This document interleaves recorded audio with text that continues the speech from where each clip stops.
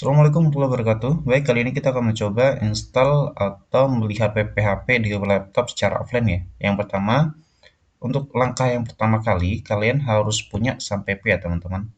Nah, kalian harus menginstal file ini. Kemudian, jika kalian memerlukan opsi untuk pengeditan, kalian bisa menginstal VS Code. Tapi kalau misal tidak perlu diinstal, atau kalian tidak butuh pengeditan, ini juga opsional aja sih sebenarnya sih. Nah, kemudian kita langkah yang pertama, kita buka SAMPP-nya, kemudian kita klik start untuk Apache-nya. Ini untuk memproses agar file PHP kita bisa terbaca di laptop atau komputer kita. Kemudian, karena saya menggunakan database MySQL, saya harus menghidupkan ini ya teman-teman, MySQL ya. Karena nanti kita akan menggunakan SQL dari database SAMPP-nya. Kita start sampai hijau semua. Nah, sudah cukup dua ini saja, yang lainnya biarkan saja begini ya teman-teman. Kemudian kita minimize dan kemudian kita pergi ke folder ya teman-teman. Kemudian kita coba cari filenya, contohnya kayak misal ini nih. Nah, kita coba upload ini ya teman-teman ya, isi file PHP ini kan ada nih, index.php, login PHP, logout PHP, produk dan lain sebagainya.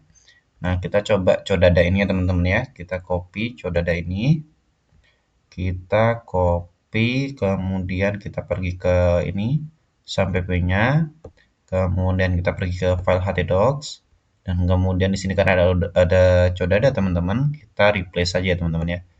Kita replace di sini. Yap, kita replace saja.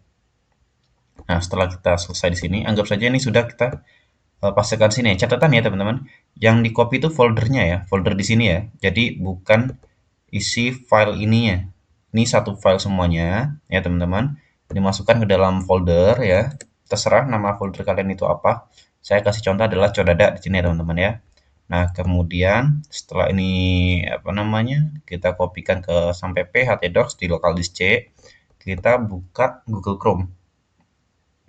Nah, setelah kita buka Google Chrome, kita ketikkan di sini localhost codada. Nah, di sini kenapa teman-teman, di sini kenapa nggak bisa? Ya, karena kita masih belum menghubungkan antara database-nya dengan eh, filenya, teman-teman ya. Nah, kemudian kita pergi ke phpMyAdmin, localhost phpMyAdmin. Nah, kita tunggu dulu sebentar, teman-teman.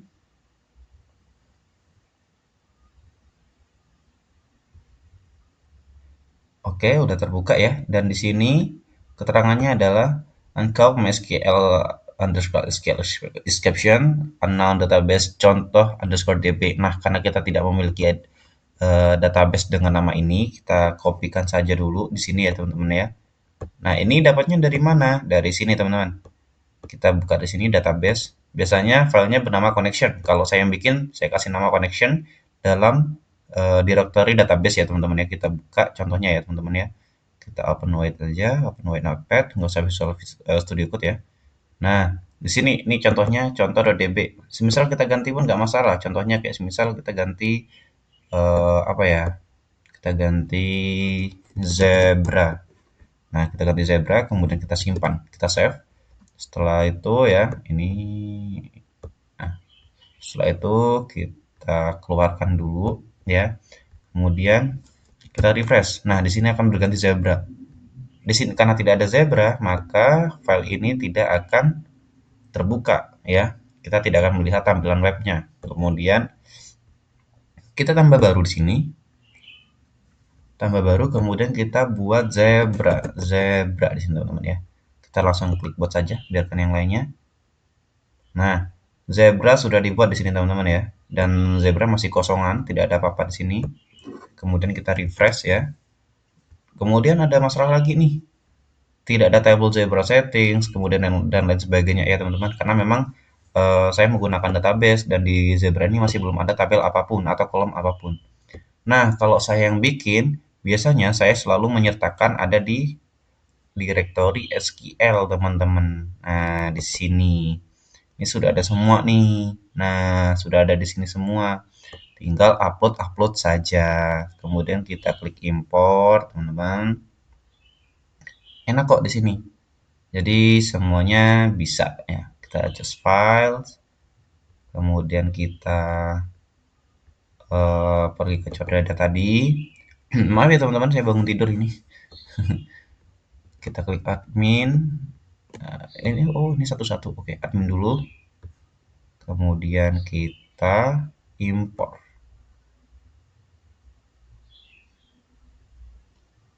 Nah, selesai. Kemudian kita klik import lagi. Kemudian kita pilih filenya. Jadi tinggal upload saja ya teman-teman ya. Kalau semisal apa namanya, saya yang bikin teman-teman. Bagi kalian yang berminat untuk saya bikinkan webnya, silakan kontak saya aja teman-teman ya. Kemudian kita klik import lagi sampai selesai ya teman-teman semuanya. Jadi semua ini harus diupload satu persatu. Kalau secara instan bisa bang, bisa. Hanya saja kan saya tadi bikinnya satu persatu, jadi memang sedikit merepotkan. Kenapa saya bisa? Untuk memudahkan perawatan ke depannya begitu. Nah, kita import satu persatu agar semuanya tertata dengan rapi. Ups, apa ini? Transaction sudah selesai. Oh, kita coba upload lagi ya. Import just file. Oh, terasa. Oh, ini kesalahannya gini teman-teman. Ini harus urut. Karena tadi ini admin dulu, kemudian user, setelah user itu harusnya produk, image, transaction, dan transaction item. Harusnya urut sih. Ini karena saya tidak mengurutkannya teman-teman ya, makanya terjadi error. Oke, kita urut lagi ya teman-teman ya. Jadi dari ini awal aja dah. Dari admin, kemudian user untuk penggunanya. Ini admin settings ini untuk tampilan halaman utamanya di sini semuanya. Kemudian user adalah penggunanya, kemudian di sini ada produk untuk mengisi produknya. Setelah produk, kita import lagi. Kita cari file product items. Dan di sini product image, maaf, untuk menyusun gambarnya. Kita import. Setelah kita import lagi di sini kan karena ada transaction, kita tambahkan yang tadi, yang kurang tadi, transaction items. Nah, kita open, kemudian import. Selesai. Jadi tabel kita nggak usah bikin manual, semuanya sudah tertera di sini. Nah, contohnya kayak begini. Nah, itu kan sudah ada semuanya ya, secara otomatis. Kemudian kita refresh. Kita refresh di sini. Nah, sudah tertera nih ya, teman-teman ya. Sudah tertera semuanya di sini home, kemudian di sini produknya juga ya.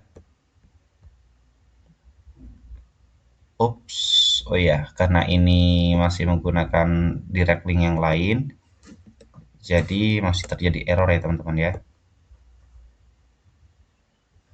Localhost, kemudian di sini codada,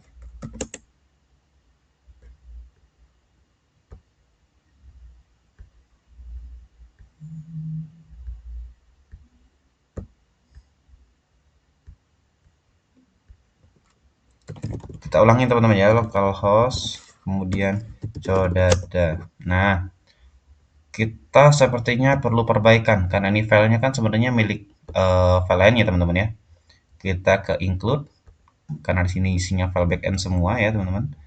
Kemudian kita cari header karena yang bagian tombol navigasi itu di sini semua. Kita edit in Notepad aja. Kita cari yang kas. Nah, ini dia. Kita ganti codada. Nah, kita ganti ini teman-teman ya. Kita cari semuanya.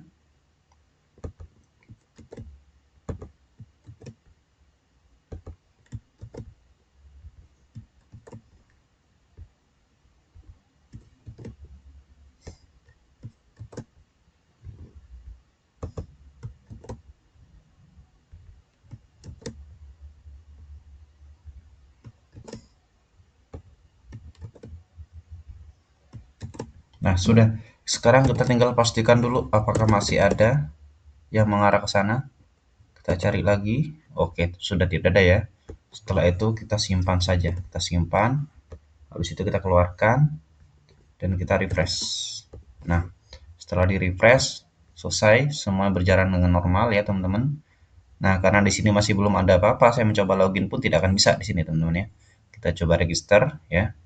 Kita coba register administrator.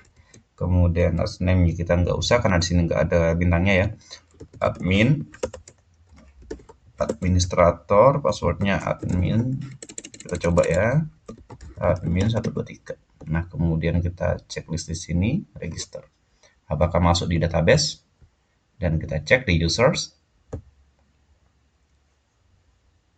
Yap, masuk ya. Kemudian kita juga bisa merubah dari sini. Ini kan guest ya. Ini kan guest nih. Ini kalau guest kan kita masih belum bisa melakukan apapun nih ya. Contohnya kayak misal administrator, walaupun di sini namanya administrator, kalau misal kita login ya, di sini masih belum ada pilihan admin begitu ya, karena di sini role-nya masih guest. Kalau misal kita ubah ke admin ya, kemudian kita refresh,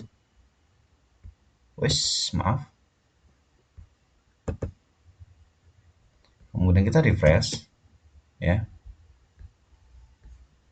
logout dulu kita ya, kita logout dulu sebaiknya, kemudian administrator admin 123. Nah, di sini sudah tertera menu admin begitu. Ada dashboard, kemudian ada user, ada profile di sini teman-teman ya. Ada produk, dan kemudian gimana caranya kalau misal kita gantinya ke role staff gitu. Misal ganti ke role staff pun sama. Diganti ke role staff pun sama, nanti bakalan berubah. Nah, sekarang kita hancurkan seksi dulu. Setelah hancurkan sesi, kita buka lagi admin 123. Dan di sini sudah berubah ya fiturnya ya. Yang tadi kan ada dashboard, ada user, sekarang ganti store gitu ya. Ada store, ada transaction, kemudian juga ada history, kemudian ada cashier. Ini kita bisa melakukan pembayaran di sini dan profile begitu. Kita bisa mengolah produk nih staff. Kalau gue ya kayak tadi gitu ya teman-teman yang awal. Nah, kalau staff sama admin itu berbeda fitur begitu. Jadi memang sangat-sangat berbeda di sini. Nah, itu merupakan tutorial bagaimana caranya melihat atau menggunakan file PHP di laptop atau komputer kita tanpa harus memiliki hosting ya teman-teman. Jadi kita bisa membuka file PHP langsung dari laptop atau komputer kita begitu. Baik, terima kasih tutorialnya ya teman-teman ya. Saya ucapkan terima kasih. Assalamualaikum warahmatullahi wabarakatuh.